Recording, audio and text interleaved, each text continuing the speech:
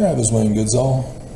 I was finished with projects and checked the church news, and there's stuff up, so I can do the video I was waiting to do for the church news time.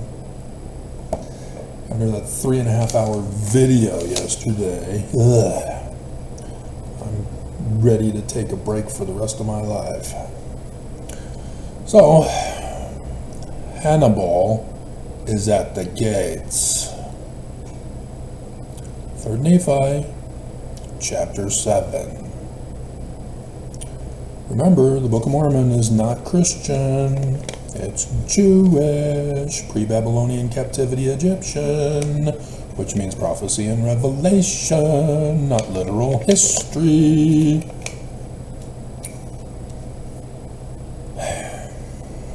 So, before I talk about Mormon illiteracy that I wrote as a child, Sesame Street made me a genius. Rubber ducky, you're the one.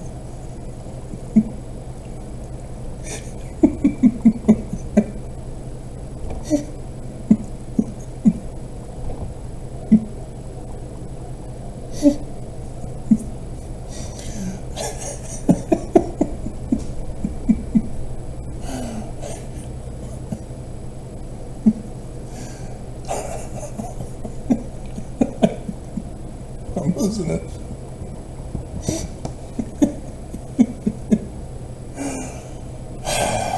Okay, pop quiz.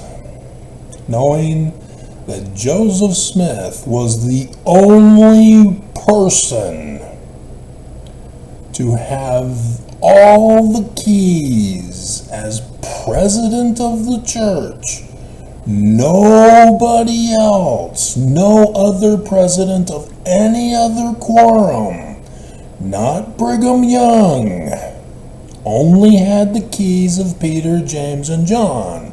And because he's not the president of the church, Peter, James, and John's keys are not for the presidency of the church. This is real simple, basic logic that all priesthood holders are taught, or at least we used to be taught. Maybe they stopped teaching it. And so, when Joseph Smith dies, who takes over the church? If it's Brigham, why can't it be the high priest quorum leader? Why can't it be the 70s presidency? Why can't it be the elders quorum president? They all have one key, just like Brigham did.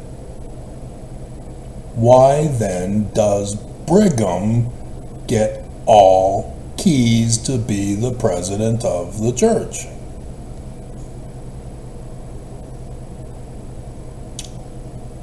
So, as a missionary with only the key for missionary work, does Brigham have the key for temple work?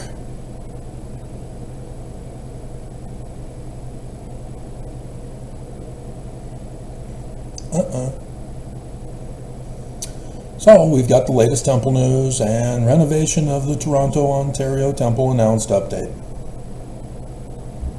Church has no authority for a temple. No authority for ceilings. No authority for the rituals that Brigham Young changed anyway. And the underwear. So who's touching the Ark of the Covenant when they're not authorized to do so? Why are you getting mad at me, Mormons? Bleep you for your hatred and your ignorance. You're purposely getting sabotaged to cause a faith crisis in your life. All I'm doing is pointing out the truth that you should have caught on, being a Mormon, studying Mormonism. You kind of have to study your religion if you're in a religion. You can't just go with your feelings.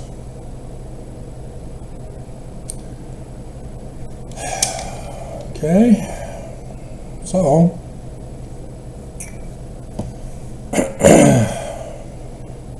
charity, hope, and faith. You put them out of order. Faith, hope, and charity, everybody knows that order. Dear God, forges a future of freedom.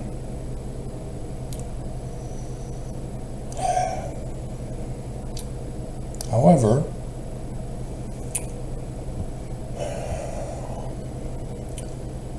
Elder Shumway, I knew his cousin, nephew. See, Ryan is 2 years younger than I am.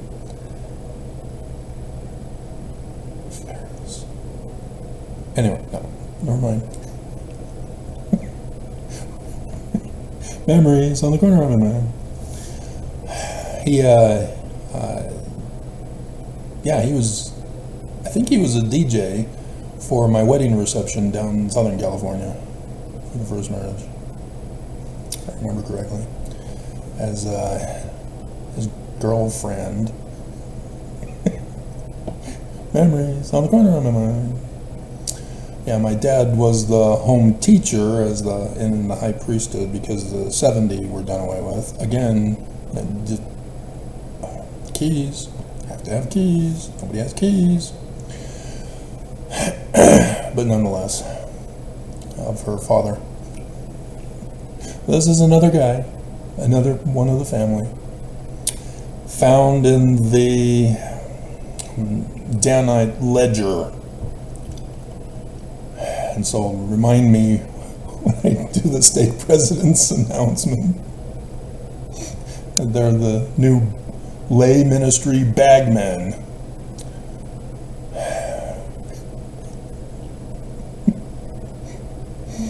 And of course you never watch R-rated movies or TV shows, because they have R-rated TV shows now, don't they?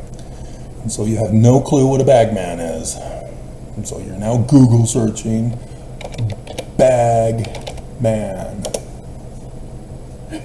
An agent who collects or distributes the proceeds of illicit activities. It's technically the bishops, but your worthiness also includes a stake presidency interview on top of the bishop's interview for renewal of your worthiness, temple recommend, of which nobody has authority for. Anyway, Shumway demonstrates that he's Mormon illiterate. Elder Shumway,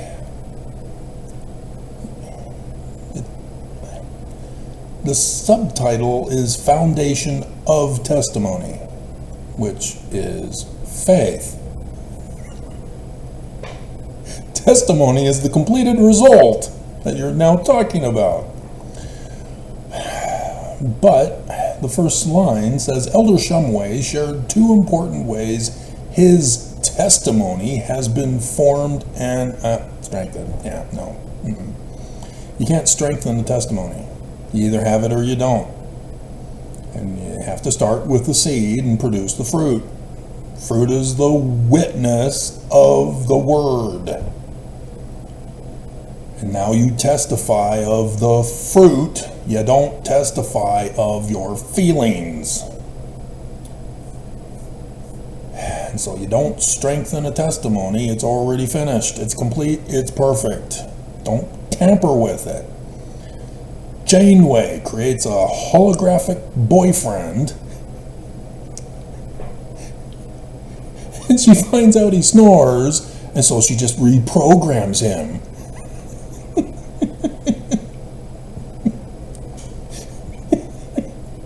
Don't change. You either love him or you don't. And if you don't love him, don't get involved. Don't lead him along. You're just going to break his heart. He loves you for who you are.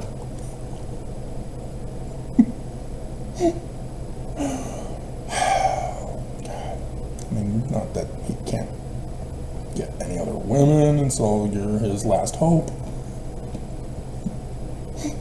Rubber ducky. So yeah, false doctrine alert. Mormon illiteracy. Guess what we're going to be talking about? Mormon illiteracy when we finish the church news. And so, foundation of testimony. I'm not seeing foundation here.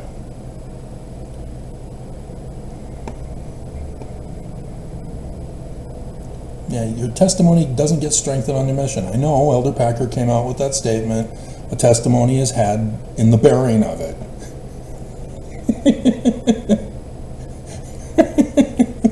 Again, no keys, no authority. Amen. Thus,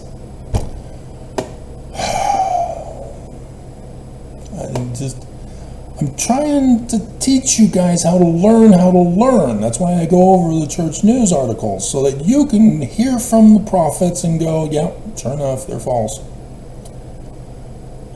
That you can hear about the temples and go, yep, sure enough, false. They don't have authority. You know, the Women's Relief Society, they have no authority over the Relief Society. And yet, see what they've done to the women?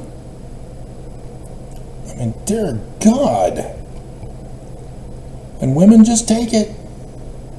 Oh, it's Jesus. He speaks to Jesus. Remember, we're Jewish. There is no Jesus in the Jewish religion.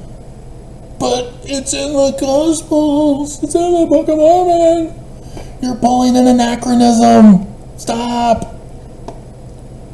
You cannot be saved in ignorance. Illiteracy. That's what ignorance is. Alright. New stakes and reorganized stake presidencies announced in June 2024. Yeah. Brigham Young had no keys to touch the high priest quorum. It was a quorum back then, wasn't a group. Or the high council, because there was a high council 12 for the whole church, but only the one key. And then they had 70 with the high council.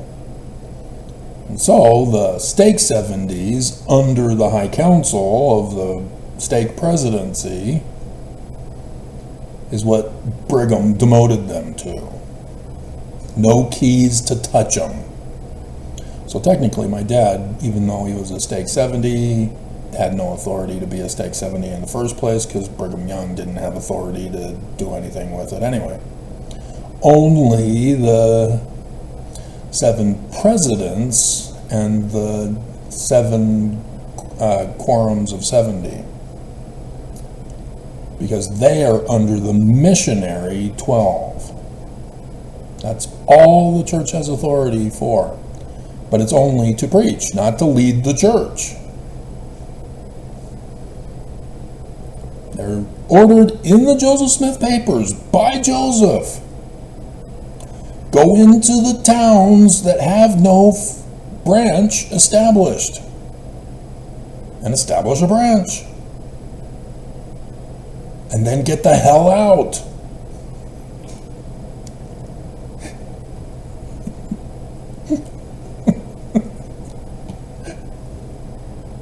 He had to repeat that 3 times during his lifetime before Brigham assassinated him. And if you're going, what? We just had the anniversary memorial service. Right, because the church didn't remind you of it, only I did. I do it every year because the church won't touch it. They claim he's our founder, and they don't give a damn about him. They have replaced him with Christianity,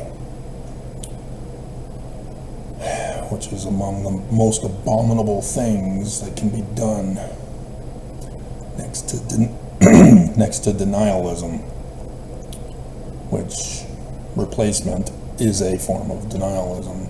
That's why it's akin. And so, yeah, that's all that missionaries can do. Nelson is technically a mission president, but Brigham screwed that up. Now they're mission leaders under Nelson. They're demoted even further. But this is why they're not allowed to have the gifts of prophet, seer, revelator, and translator. Brigham Young didn't have it. How did he get it? He doesn't have authority to be the leader of the church. And if you're going, well, how is this supposed to be done? Have you never read your scriptures? Section 107. When the newly formed quorum of 12 missionaries with the 70 missionaries and their licenses, Joseph Smith has a special meeting just for them. Section 107, 1835. Guess what he named the church? Guess what the name of the church was on their licenses, even Brigham's and Heber's? I'll give you a clue. No Jesus. Are you just a casual Mormon? I mean, it's very annoying. As a kid, I wrote Mormon illiteracy. As a kid. Yes, thanks to Sesame Street, because of associative memory. One of these things is not like the other. Brigham Young does not have the keys. Can you tell me how he got them? Because I don't know. Didn't follow verse 22, where Joseph Smith told him so. And so, default has kicked in because nobody followed Joseph Smith. And so, yeah, if you're not going to follow Joseph Smith, if you're not going to follow the Book of Mormon, you're following someone else. You are not a true Mormon. You follow who you obey. Mormons don't obey the Book of Mormon. And so it's also this process on how you can figure out that some of these other Doctrine and Covenants passages that violate the Book of Mormon and Joseph Smith cannot be by Joseph Smith. They are forged documents. And then sure enough, you can confirm it by testing it in the Joseph Smith papers. You go, wow, this is a forged document. Look at that, faded ink, and now all of a sudden brand new spanking ink. As ink fades 40 years later. And so 40 years later, new ink is being put in, and it couldn't have been during Joseph's time. And look, oh, Joseph's signature. No, it's not. It looks exactly like James Sloan. Sloan. Wasn't it Sloan? I think so. It was Nauvoo. New licenses being given out. And so, yeah, Joseph Smith gets out of Liberty Jail. He has to still, flee because of what Brigham Young did in cooing his church in 1838. The evil disposed and designing militant persons, missionaries. If you're literate, you catch on to these things.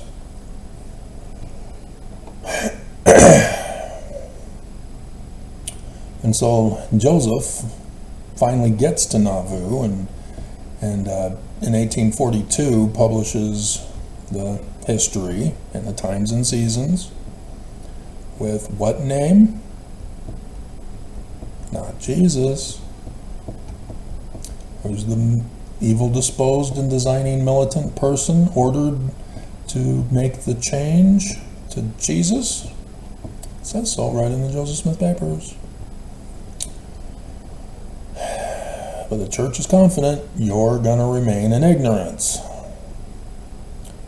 There's a reason. It's the same reason that Constantine and the Catholic Church emerged with the other orthodoxies that broke off from Constantine, and you get the Reformation of branch-offs from Catholicism, Reformation movement.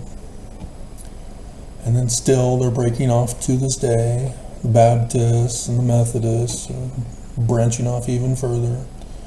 Well, Jesus doesn't love these people, and so we're leaving. We're forming our own Methodism or Baptists. Yeah. They have no authority. Jesus isn't real. So they, as humans, are deciding how Jesus thinks and feels. And so thus, if you remember Pence versus Buttigieg, well, my Jesus hates gays. Well, my Jesus loves gays and is gay himself. Who's right? Who's wrong? Oh no! How do we choose? Or are they all wrong together? Wow, how did Joseph know? Jewish. So, yeah.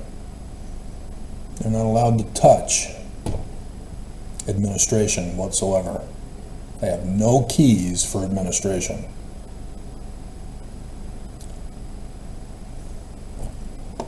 I still remember that old man.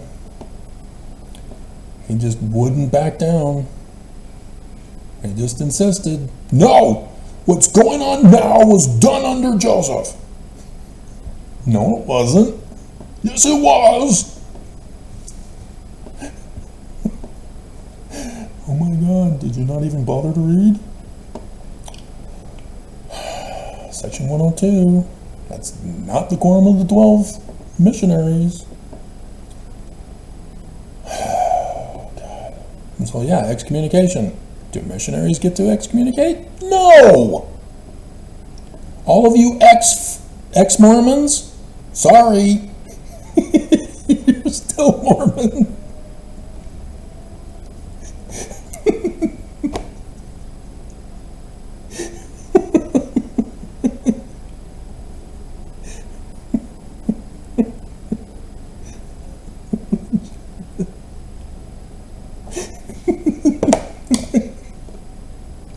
Sorry, ex-Molex. You're being welcomed back into the church. You're now a less active member.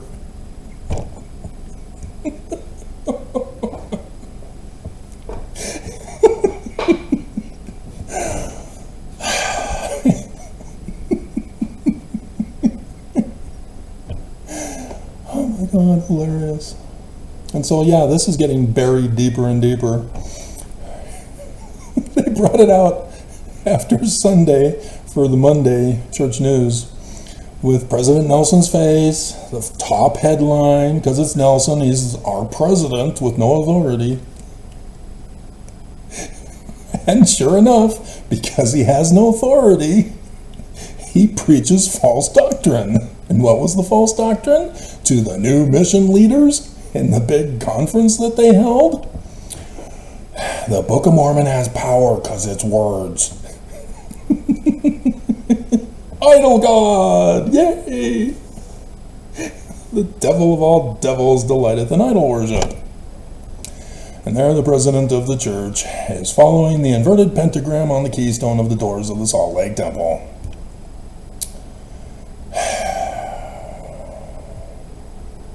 So yeah, they immediately dropped it after I did that video. And now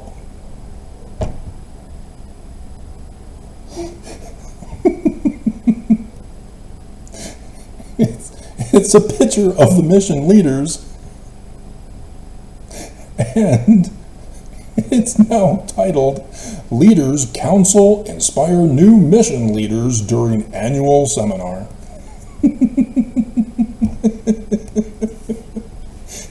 No mention of Nelson or any of the prophets.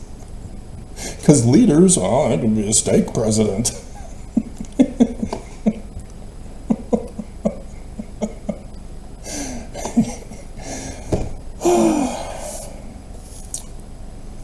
I'm telling you. Alrighty. And if you're wondering what Hannibal is at the gates refers to, you don't know who Hannibal is, you Google searched him, right? Did you Google search Hannibal is at the gates? What have I been warning you about?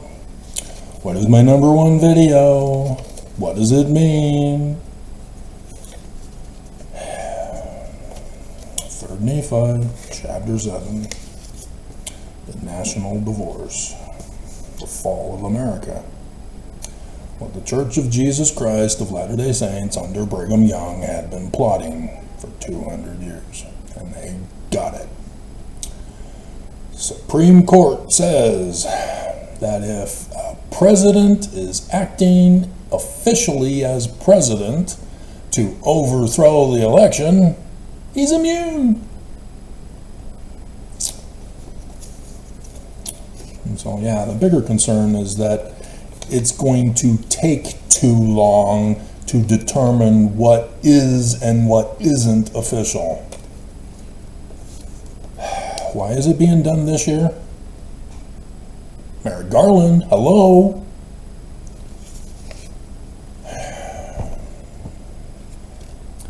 You know, put these special councils in place and they purposely delay, and then they come out and they betray America.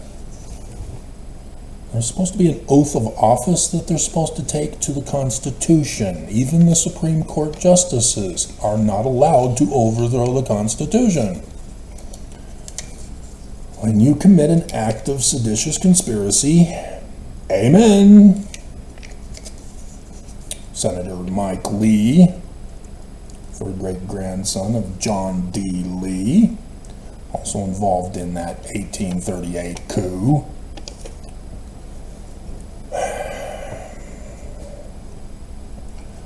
So, you know, like I told you. Oh, right. News, which has somewhat to do with this, because they use fallacy arguments. Fallacy arguments is a demonstration of illiteracy, which I have. So let's pull out my book. Swing it over. Yeah, it's under logical illiteracy. As a kid. So, born and raised in the church and the covenant. I'm forced by my parents because they too were born in the covenant and strict. Mom also went on a mission.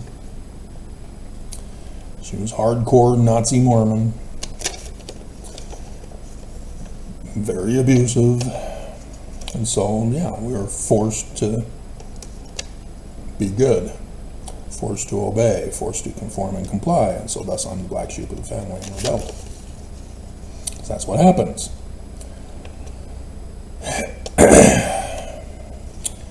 And so I've got associative memory, fed up with memorizing all these textbooks in grade school, which, at least in grade school, we didn't have to, well, we did have to take them home. So how are we going to do the homework? Yeah, so we had to have backpacks. Dear God. That's right, because we had to use the paper bags at the grocery store to make the covers for the book, to try to preserve the book, and then we had to give it back at the end of the year. Yeah. And so, Yeah, I mean, what's the point? We have a textbook. We're supposed to memorize it, regurgitate it on tests, and then the teacher spends all day in the class quoting from the textbook that we're supposed to memorize and regurgitate on the tests, and quizzes throughout the semester. Very monotonous. And so I, as a little kid, you developed associative memory from Sesame Street. One of these things is not like the other. It is not a photographic memory, it's associative memory. And so, like in Star Trek, watching the series, if I were to watch a show later on like Voyager and they talk about Klingons, oh no, I haven't memorized the Klingons in Star Trek. Oh, associative memory. Oh, right, the original.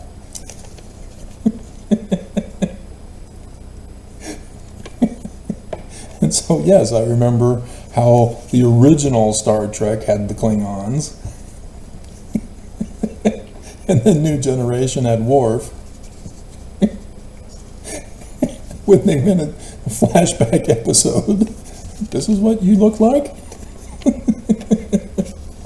And then another reboot with the previous captain had the episode that explained how the Klingons lost their scales. So yeah, I just have associative memory. There's details and references stuff that I need reference books for. So I'm not obsessed with Star Trek enough to have a reference book about Star Trek. So that I can go, let's see, what episode and what quotes by who? No, ain't gonna happen. It's not that essential. And so, attending church, likewise. I read the Book of Mormon, I go to church, we have sacrament meeting, we have Sunday school, we have primary, which originally in the 70s was on Wednesdays, and then it eventually changed to include with a 3-hour time frame on Sundays, which, but nonetheless. And then there are conferences, and there are state conferences and all that stuff. And I have to attend them all. And so I'm listening to these people speak on the same subject matter of the same scriptures, and they're interpreting it differently. And I'm catching on because I have associative memory. And so the flyers for sacrament, I made sure to get them. And eventually I would realized that instead of trying to ask Mom for a pen or a pencil, that I had my own that I would bring. And so thus, I still wear pocket shirts to this day. I will not wear t-shirts without a pocket unless I have to. I have some, but I don't ever wear them, if you hadn't noticed. And the collar is just because of Rick's college. That was the dress code. So yeah, I like these Hanes shirts. But nonetheless, I always carry a pen and a notepad or a posted thing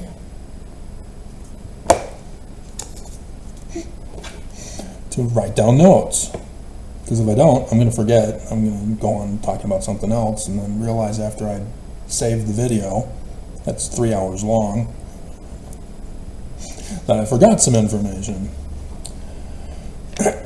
But fortunately, YouTube won't let me watch my own channel, let alone anything on YouTube signed in, so I can't watch my own videos to be humiliated with errors that I make in my videos, let alone be able to trigger the algorithm so I can get more views. You know the church is false when Mormons have to commit crimes to protect it. And they just don't care. They don't care. They're going to commit crimes to protect the church because they don't believe the church is true. Because if the church is true, it's led by Jesus. If it's led by Jesus, it's perfect. Every word that comes out of Nelson, every directive, every policy, every security is from Jesus. Therefore perfect. Therefore no one dares to molest or make afraid.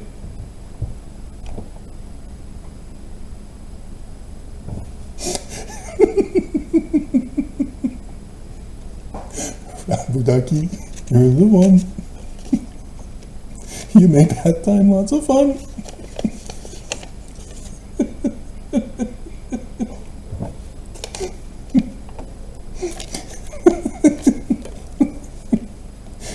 And so yet, Mormons don't believe the church is true. But they stay in it, and they commit crimes to protect it. I mean, seriously. The church is so obsessed with trying to hurt me and destroy me and murder me all these years. And they failed. And yet they still keep trying with cyber terrorism. Even this morning, cyber terrorism. They won't stop. Won't leave me alone. They don't want me to have religious freedom. They say they want religious freedom,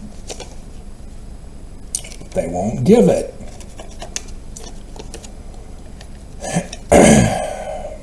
So, yeah, as a result, I'm taking notes of everything I catch. And my mom had bought me a box to store all my papers in.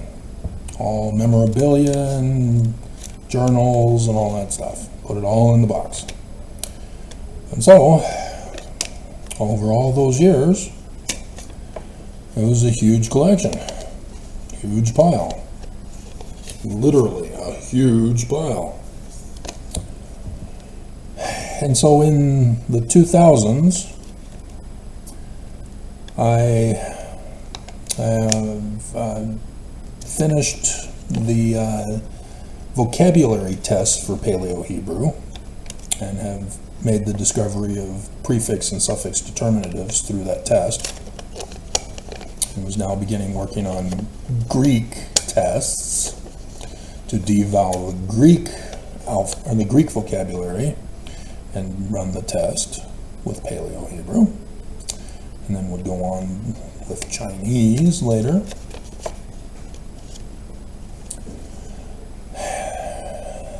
And decided, let's go through these papers, let's see if I can get rid of them.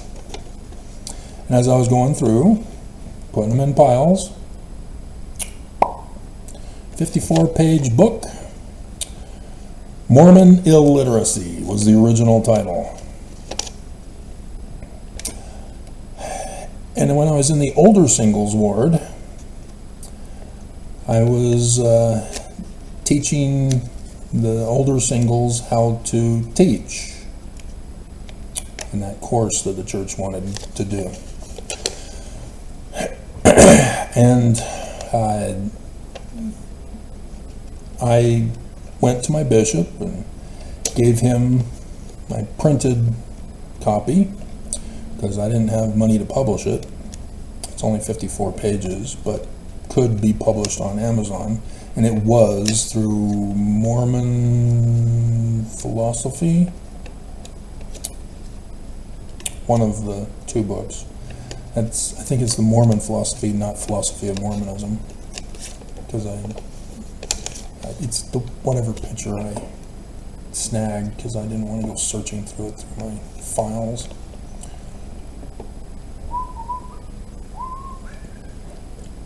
Yeah, Mormon Philosophy by me. So all it is just collecting all of my notes as a kid and had them in the pile, which I determined would be illiteracy, weaknesses in understanding Mormonism and scriptures. And the bishop gave it to the stake president to be reviewed. And the bishop came back and said, I had to hold the stake president back. He was furious. He wants you excommunicated. Well, it's no authority. Can't touch me. Which is wild. As missionaries, they do have authority to baptize and bring members into the church. But they can't excommunicate anybody.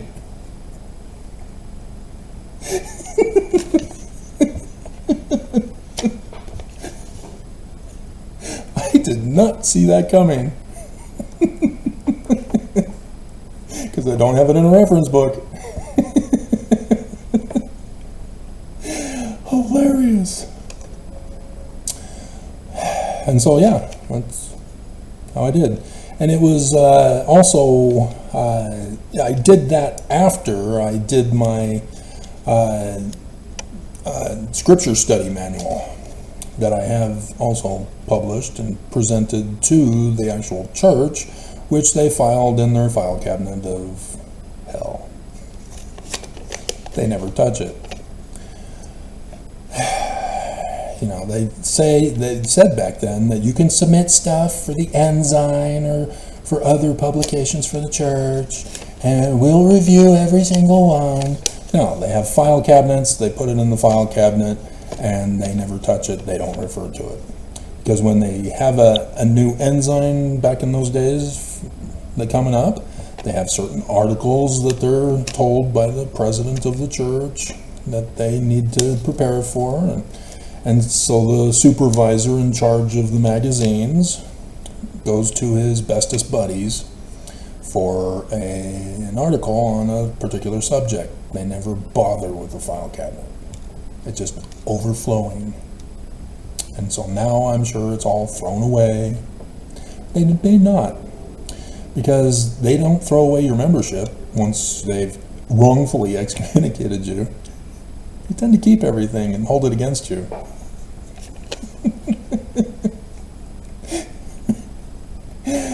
Hilarious. So,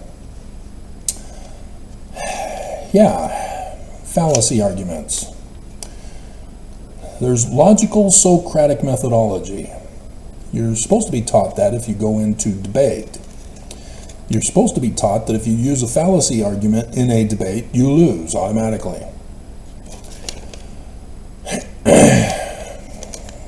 But Mormon apologists only use fallacy arguments. They automatically lose any argument with an illegally excommunicated Mormon. I'm going to milk this.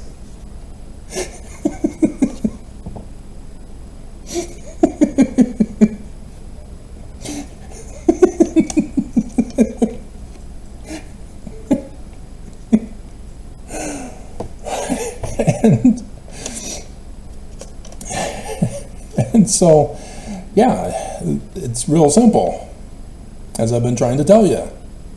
Jewish religion. Mormon apologists refuse to acknowledge Jewish religion. And so it doesn't matter what branch off they try to drag you onto, what rabbit hole they try to take you down. Doesn't matter. Just keep reminding them Jewish, not Christian. But there are plates found in Saudi Arabia. Church is true. No, Jewish. But the tree of life is in China. No, Jewish.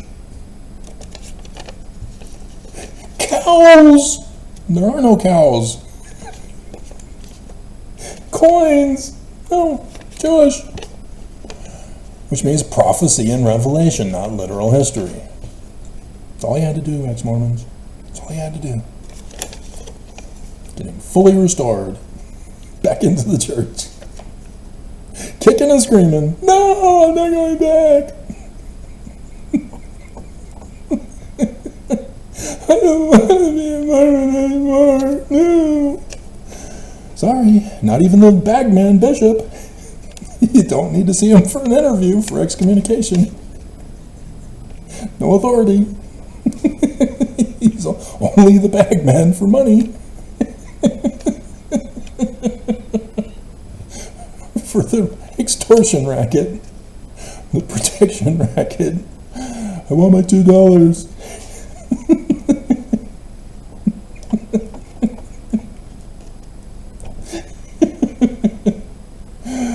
Oh dear God. Nightmares on the corner of my mind. So yeah, in the news, what have I been telling you about?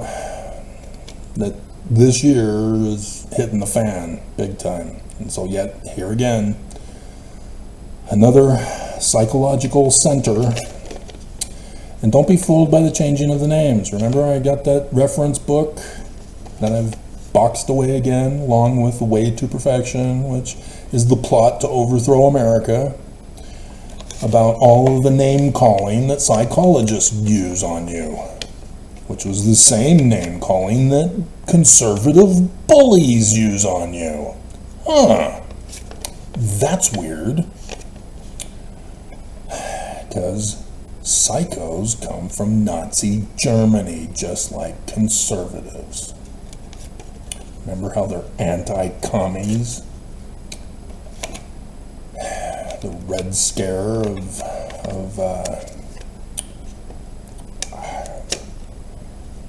it's a W word, isn't it? I can't believe I'm forgetting. I'm not going to look it up. We're already at 47 minutes. McCarthy. God.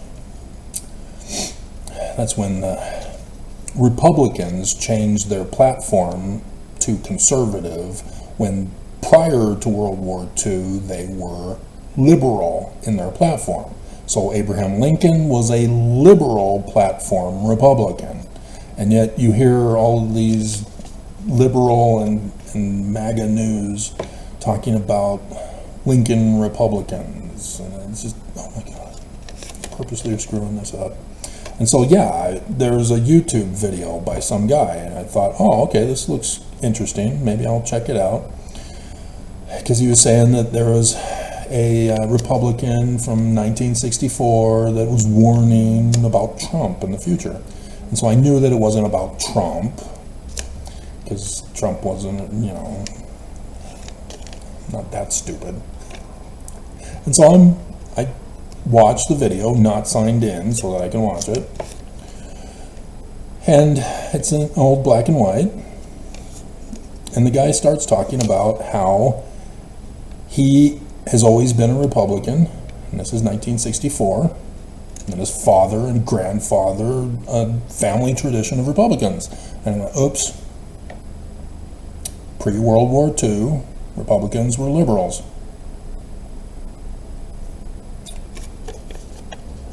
And then, oopsie, a black and white of Trump. I went, oh, this is a cheap fake video.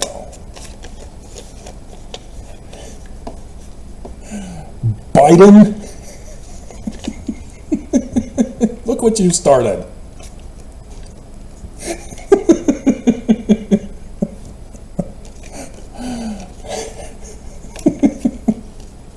And so yes, I'm able to spot these frauds. But nonetheless, yeah, I was going, ugh, and I clicked away. Went to some other site. But anyway, psychology does not use anything logical, Socratic based. They are anti-science. Everything they use is just like Mormon apologists. Fallacy arguments. They automatically are wrong. I've been going over this with you in graphic detail. As Jody Hildebrandt, the State Asylum, the Midvale Psycho Center, and now a teen center. They call it a recovery center. There is no such thing. They're all bullying, name-calling. They don't give diagnoses. It's all on behavioral control. They are not going to the cause of why you're having an emotional problem. Because if you're a druggie, you've got brain damage. It's not a behavioral problem. You don't go to a psychologist for brain damage. You go to a medical doctor. But here in the state of Utah, they've given psychologists authority. It's doctor-client confidentiality. So they go into the grade schools talking to your little kids about how they're a fairy princess and they need to embrace their fairy princess despite the conservative bullies who are trying to get them to confess that they're a fairy princess. And then once you confess you're a fairy princess, then oops, they now bully you for being a fairy princess that they were bullying you, that you were a fairy princess but were in denial of. It's the conservative abusive trap. See, gay meant happy. Who started calling people who wanted to have sex with other guys gay? It was a conservative bully. And it spread and got ingrained into the conservatives. And during the 80s, everything and everyone was gay. Because these conservative, white supremacist Christian nationalists were bullying everybody for it. And so as a result, you get some sensitive snowflakes who go, I guess I am. And then they get escalated in the bullying now that they've accepted it. It was a psychological trap.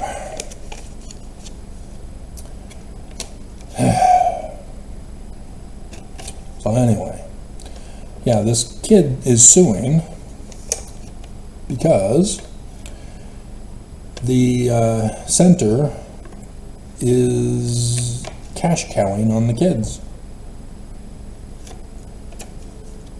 Yeah, so is Gail Miller with her shelters. It's all a cash cow. Because the shelters, privately owned, Gail Miller, and the government funds Gail Miller's pocket. Gail Miller then launders that money to the Church of Jesus Christ of Latter-day Saints. None of the money trickles down to the actual homeless. It's a private corporation. They need to make profit. They can't make profit giving all the money away to the homeless. And so they say, hey, oh, we need food for the homeless. We just gave you millions of dollars. The homeless needs beds and blankets. We just gave you millions of dollars.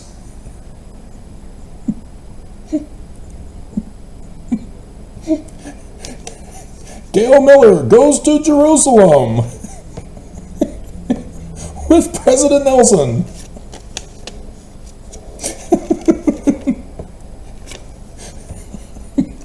The Jerusalem Center is now closed indefinitely after a talk Nelson gave, one of the first presidency statement. And so, yeah, normal businesses have goods or services to sell to people. And so if you're in a business that requires human beings to be your source of income, like massage therapy, they're not supposed to be the happy ending massage, but, or a chiropractor.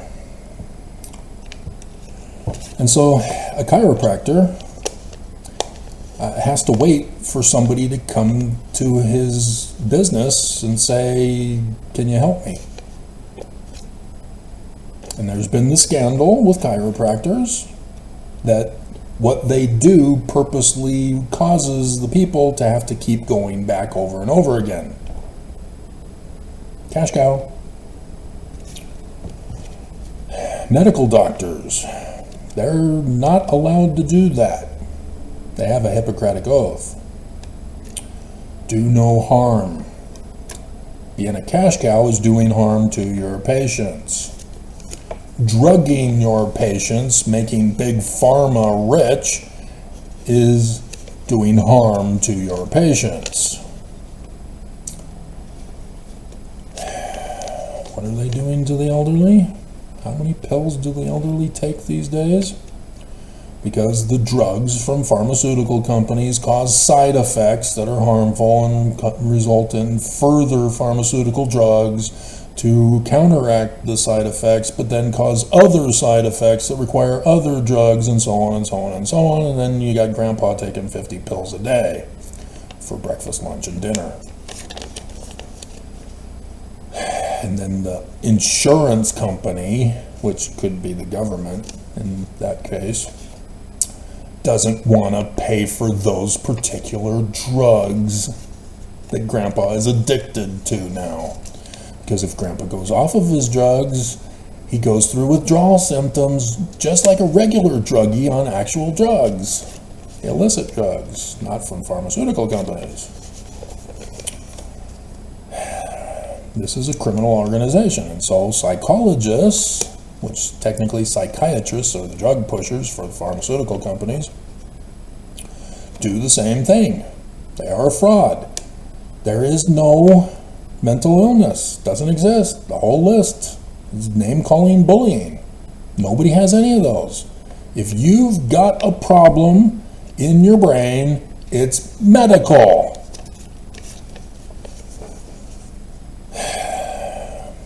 But when you get people who are illiterate because you didn't educate them correctly, then you've got a cash cow situation.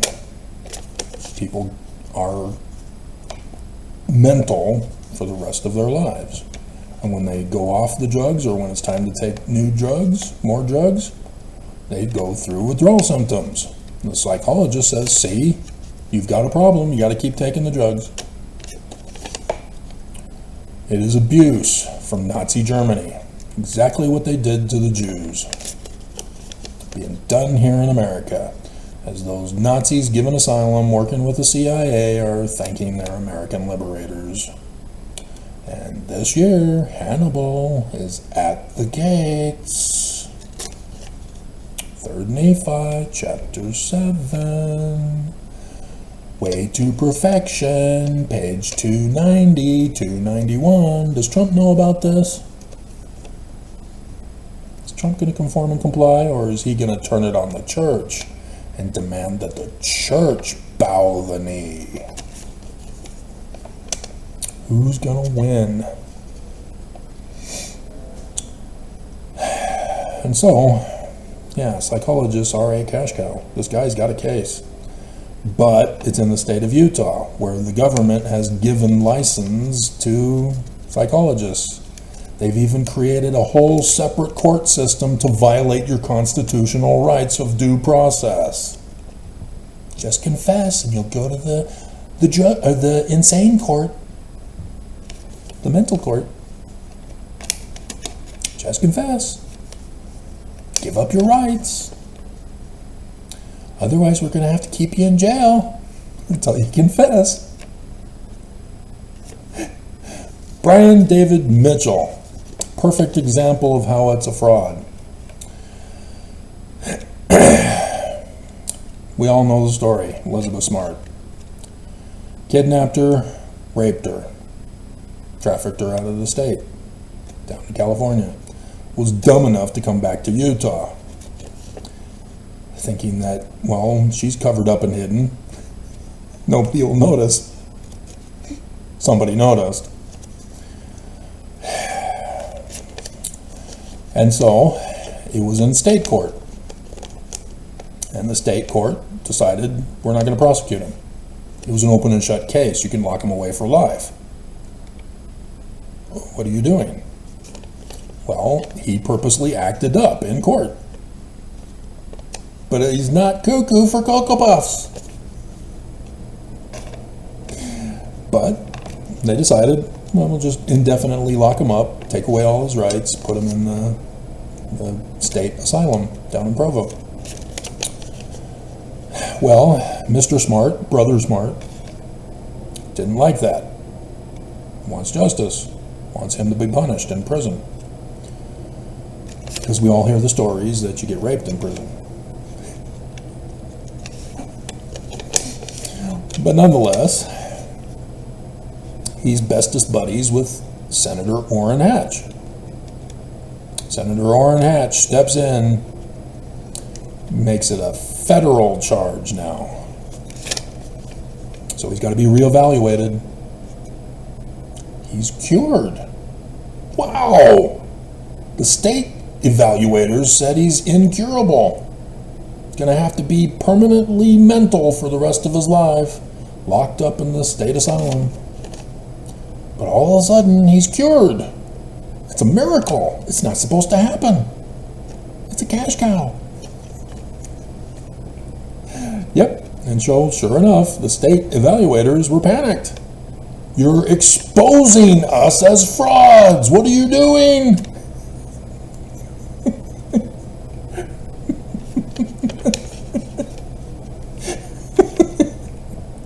So yes, you still have to this day people who are like, oh, it was a bad move. He needs mental help. He needs to be locked up. Because I have a job that I get paid for as a cash cow. I got educated. This is all I know. It was from BYU. I'm good for nothing else. Don't take away my livelihood. And so now he's in prison. Easy breezy cover girl. Maybe it's Maybelline. And so, yeah, you should have caught on from the first part of the video about illiteracy. And so as a kid,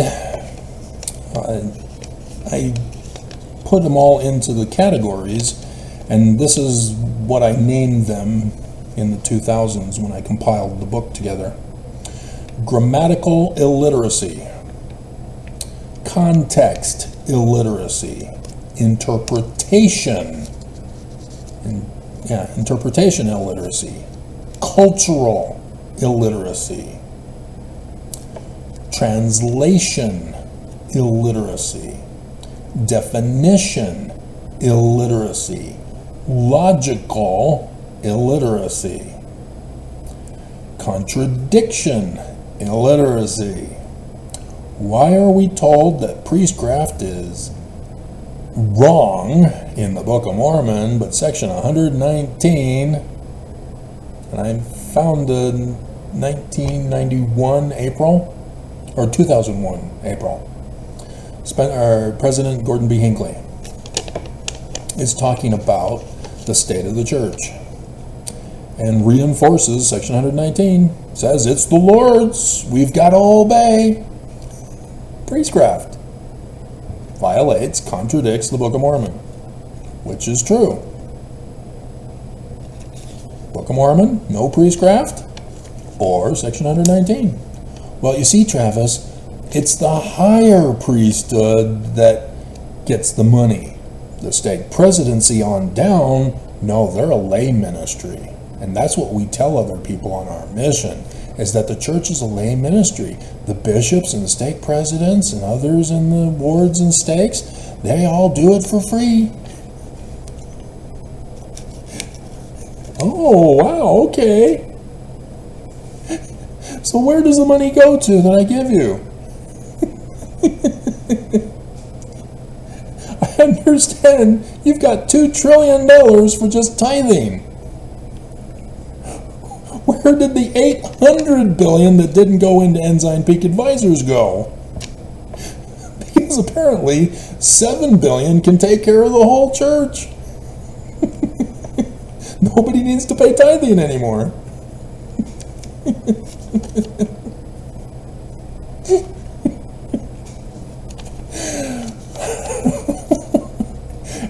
And doctrinal illiteracy. And as this was brought up to my mind this morning for the video, I was purposely waiting for the church news video to bring it up. I realized that over the course of time now, I'm needing to update it with extra stuff. And so I'm not, if I update it, it'll be on Academia.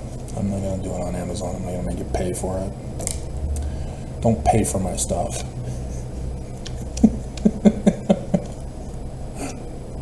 And so comprehension illiteracy, denialism illiteracy, that has to do with faith bubbles, where you have an illiteracy in not producing the testimony, the witness of fruit, the results of the word.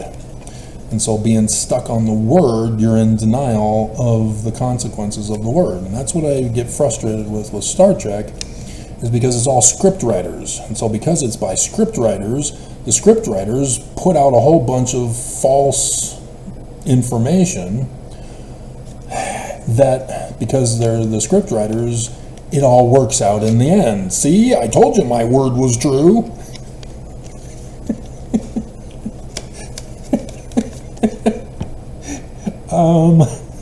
What?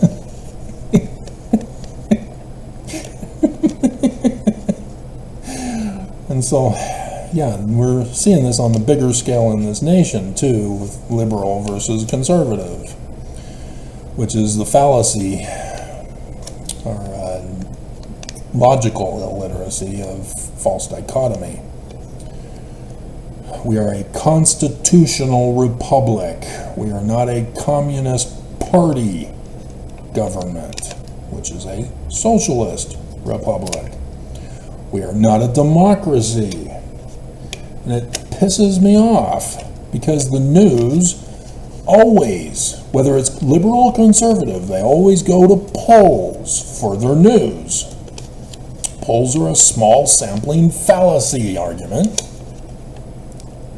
But polls are purposely, maliciously used by the news to reinforce the falsehood that we're supposed to be a democracy. Majority opinion. Democracy. Constitutional republic, Articles 4 and 6. They are seeking to overthrow our government by treating you as stupid, because they know you're not going to read the Constitution, you're not going to get to Articles 4 and 6, and even if you do, it's going to be like Mormons reading over Moroni chapter 10 verses 4 and 5. Manifest the truth? Oh yeah, spiritual witness feelings. No, that's the fruit of the seed of the word.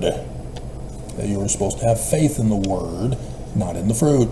Because once you have the fruit, you no longer have the faith. It's dormant, or it's, what was the other one? In 3rd Nephi, ether is faith no more. In Alma, it's dormant. Because you've fulfilled the results of the word. You now know whether the word is true or false. And thus, Matthew 7. By their fruits you shall know a false prophet.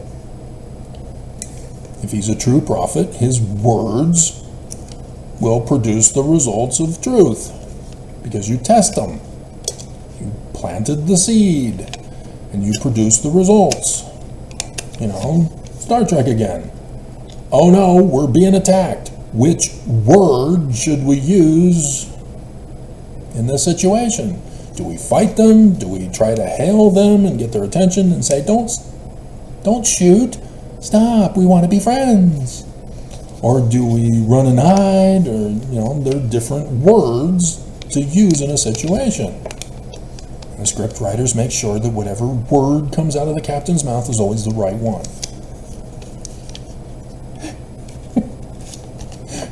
But that's the scenario, the results. Overthrowing Roe v. Wade. Is it good or bad? Well, wait a minute. The word of the Constitution in 14th Amendment, Section 1 says, everyone who's born has rights, which means those who aren't born don't have rights. So not sperm, not embryo, not fetus. But look at the results of overthrowing Roe v. Wade.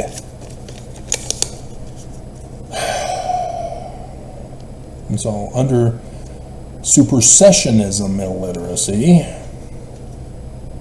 this is what Christianity did to the Jews, what Brigham Young did to Joseph.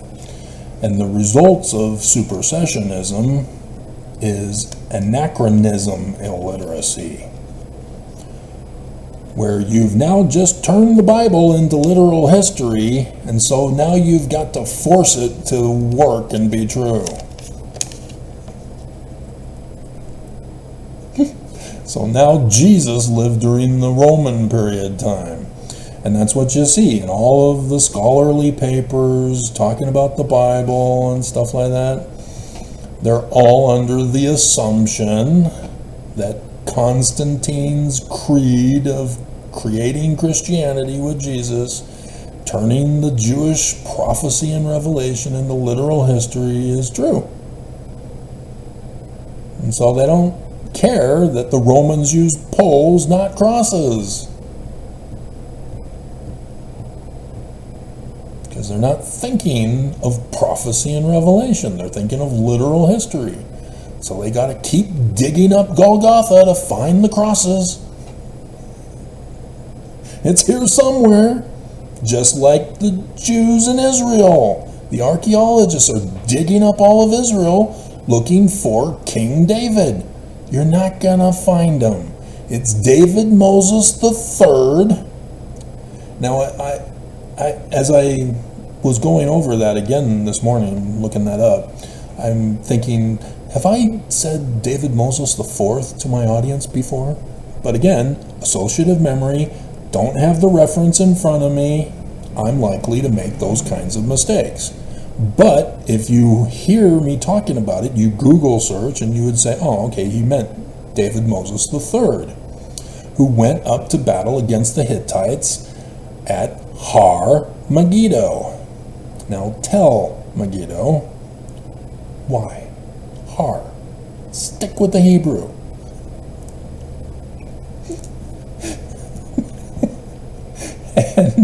And so during the middle of that war, he goes on vacation to the little hamlet of Salem. This is 1450 BCE. And this little hamlet has been there at least 50 years. So at least around 1500 BCE, the first settlers were there on the mountain of Salem, which would go on to become Jerusalem. It was after the visit of Pharaoh David Moses III that they would go on to build the Temple of Jerusalem and the palace for the house of David. David Moses, the 18th dynasty. So they're never going to find it because the story got... There's a game in China, the telephone game, as we call it here in America. It's where you whisper into somebody's ear and then they then try to whisper the exact same information that they heard whispered into their ear into somebody else's ear, and it goes around and then comes right back to the first person who started it off, who knows, has the reference of what is supposed to be. And then you find out what it ended up being with the final person, and thus the more people, the better the results of misinformation being passed on. And so, yeah, over the course of time, things get changed and altered. Star Trek. They've had several episodes like that. There's one on a particular planet. There was another one by a ship that was watching the daydreams of the Doctor. And he's thinking this is the real. Hilarious. So yeah, so when I tell you that you're stupid, when I tell you you're illiterate, there's a reason. I come from a source of knowledge and authority on the subject matter.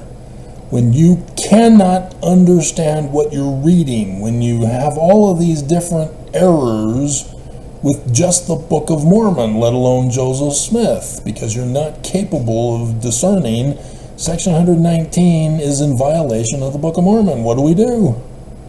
Well, the church says not Section 119, so I guess the Book of Mormon isn't true. But wait a minute, it's our keystone. Now we're in a conundrum. Who do we obey? So yeah, chaos and pandemonium. Dogs and cats living together, mass hysteria. Okay? Oh, we might have some more stuff to cover here.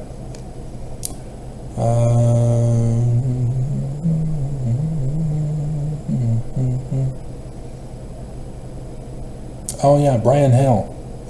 I saw him doing a video from 5 years ago, not signed in. I didn't watch it. I just saw the thumbnail picture. It was being recommended to me. And when my cursor hovered over it, I saw Kwaku in it. But 5 years ago. Where are you, Kwaku? What's going on?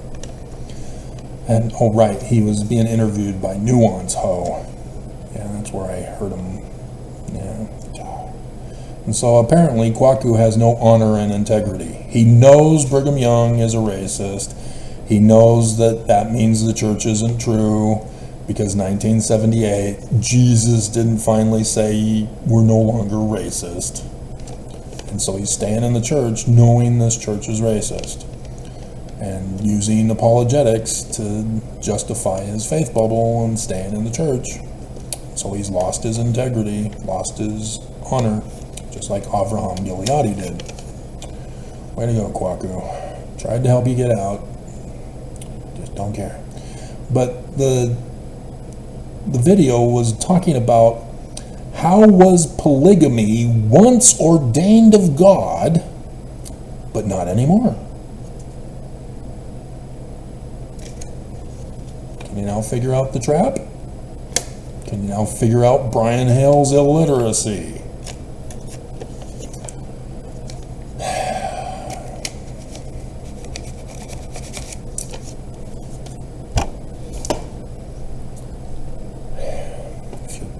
Have me give you all the answers and compel you in all things of what to believe, you've completely missed Alma chapter 32.